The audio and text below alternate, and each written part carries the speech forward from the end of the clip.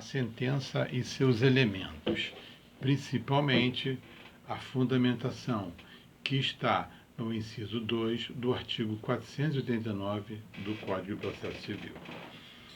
Inicialmente, é necessário conceituarmos sentença, que a sentença está lá conceituada no artigo 203, parágrafo 1º do CPC.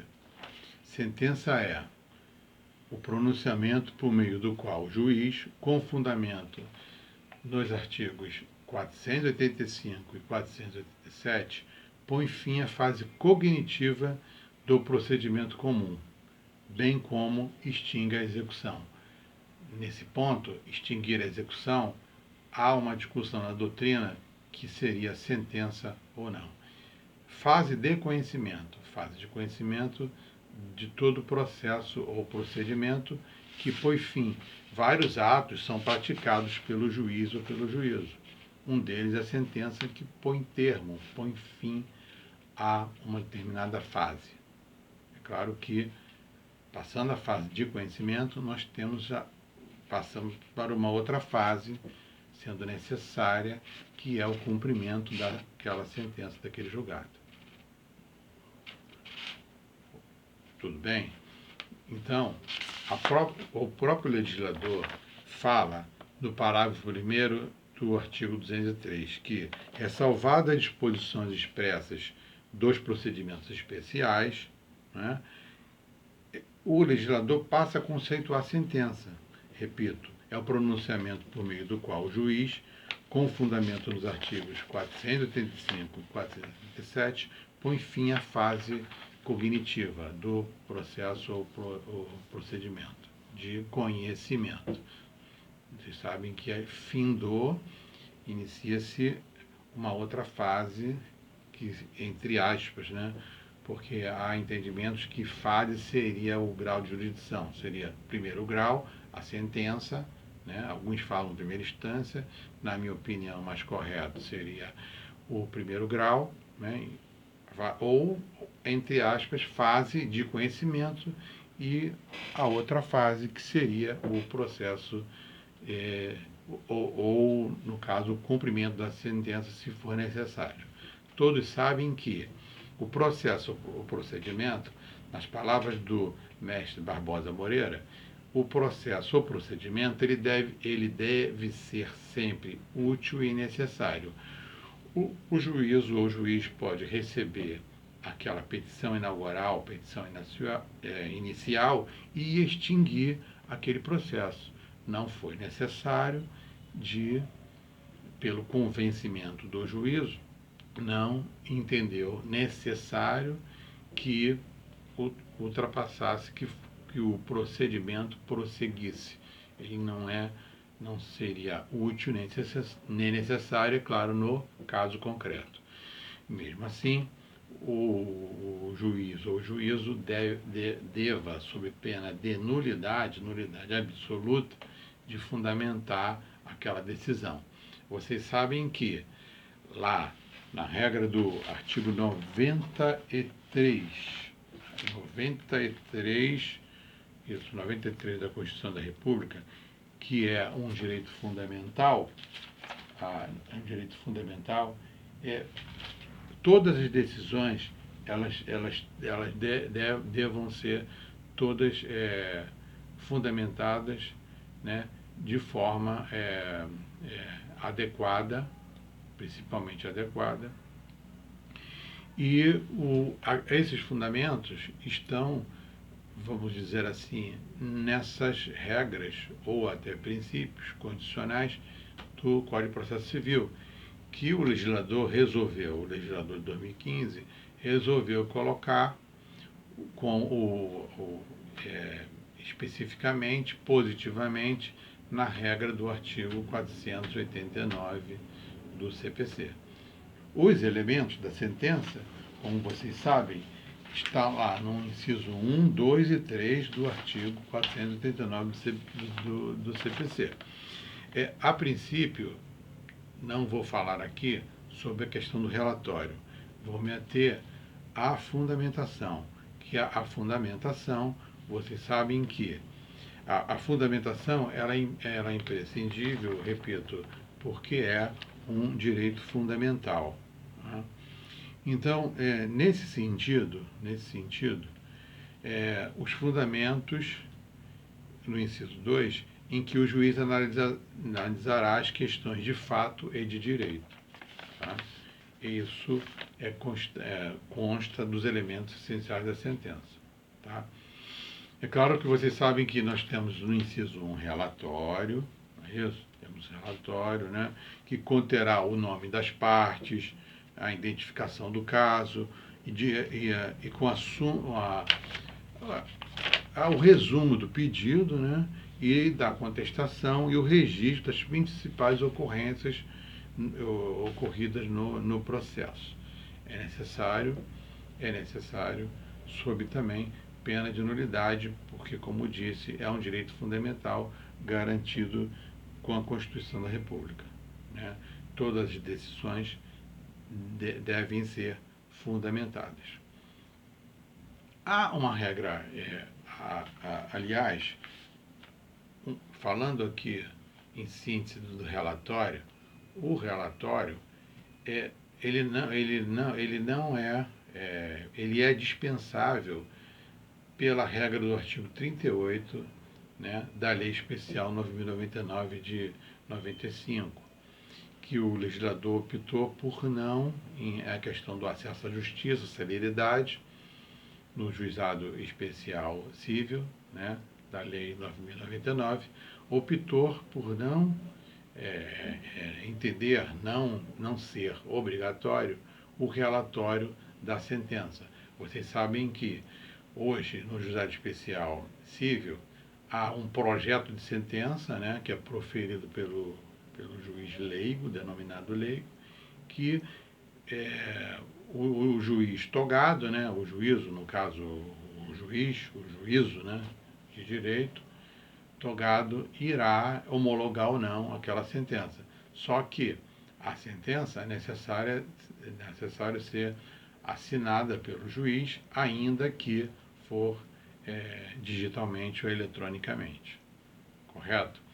Então, na questão do relatório, é necessário sucintamente, com exceção da regra do artigo 38 da Lei 9.099 de 95, que eu entendo ser inconstitucional com o sistema.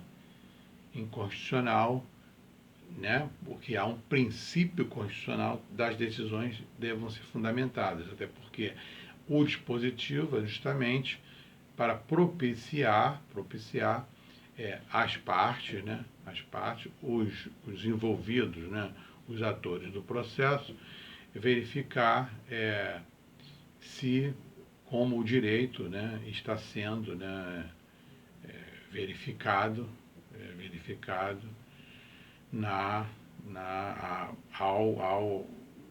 ao Estado juiz prestar jurisdição. É necessário que o jurisdicionado, de certa forma, verifique se o direito deles está realmente sendo interpretado de uma forma o mais correta possível. É claro que temos vários princípios, como o livre convencimento. Esse princípio continua vigente sempre, né, na democracia. Agora, de toda forma, essa decisão deve ser sempre fundamentada sob pena de nulidade, e hoje está epigrafado na regra do artigo 489 do Código de Processo Civil. Correto? A questão que eu falo sempre é a questão da causa de pedir. O que é, a princípio, o que é a causa de pedir? A causa de pedir é os fatos tidos como verdadeiros, em que o demandante afirma ser verdadeiro e pretende aquele efeito, que é a demanda. Portanto, resolveu o legislador epigrafar, sob pena de nulidade, que todas as causas de pedir devam ser enfrentadas pelo juiz, né? Está lá no parágrafo 1º, né?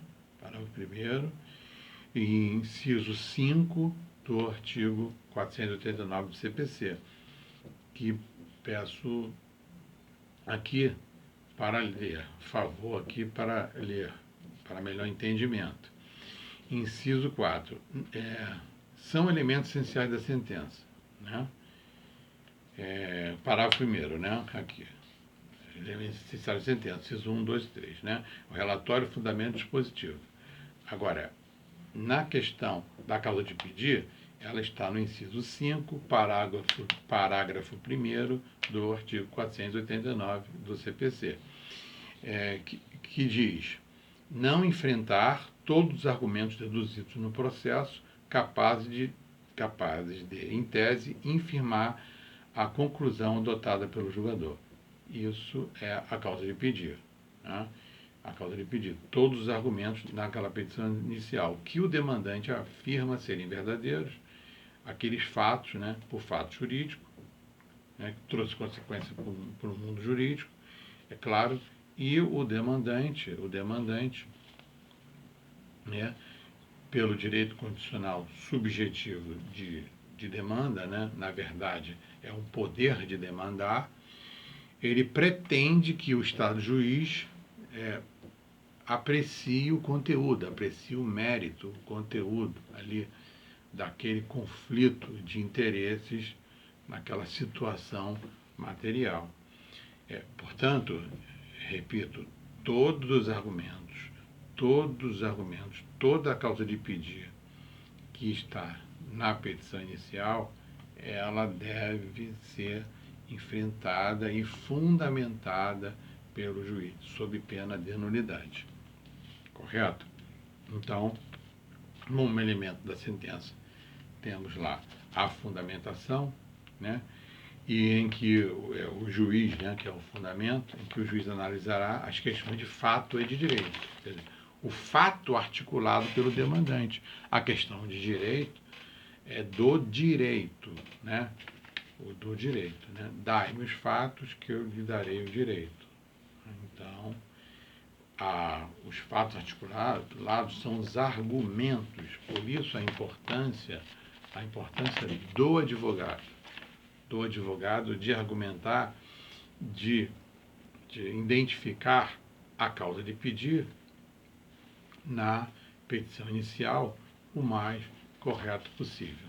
Então, portanto, é importantíssimo que exemplifique, que contextualize a causa de pedir com o pedido, né, esteja adequadamente na petição inicial. Então, sob pena de nulidade, né, se não tiver, teremos direito ao recurso, né, até o fundamento lá do recurso denominado oposto, né, embargo de declaração, que nós podemos lá, temos a regra, né, lá do inciso 2 do parágrafo único do artigo 1022, que é a oposição de embargo de declaração, se a sentença não for fundamentada de acordo com a regra do artigo 489 do CPC. Se há jurisprudência, há outro entendimento em relação a isso, esse entendimento foi feito, na maioria dessas jurisprudências dos tribunais superiores, tudo em função do CPC 73. Poucas são as decisões ainda em relação ao CPC de 2015. Correto? Então é isso, essa seria a primeira parte desse vídeo, e continuaremos com outros vídeos, para falar sobre a sentença e os seus elementos.